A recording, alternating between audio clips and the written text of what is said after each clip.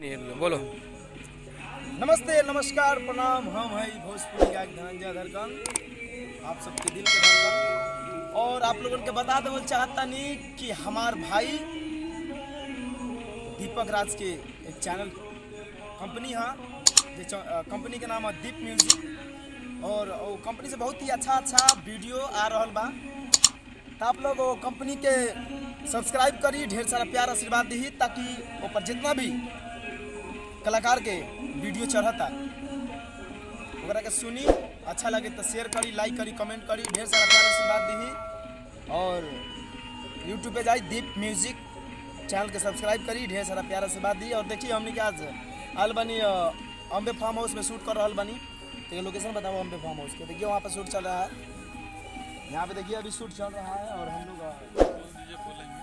होली के प्रोजेक्ट करने के लिए आए हैं, तो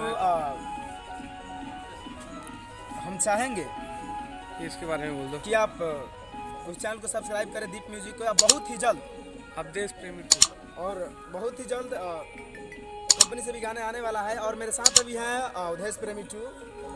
नमस्ते, नमस्कार, प्रणाम सभी भोजपुरिया भैया लोग के। जय हो। हम देश प्रेमी 2, तो हमरो पर प्यार आशीर्वाद बनाई, जिसे भैया पर बहुत हमरा जल्दी बनैले बानी।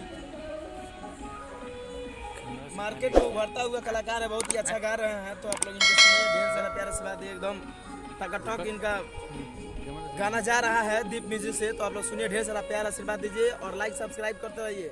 जय हो। जय हो।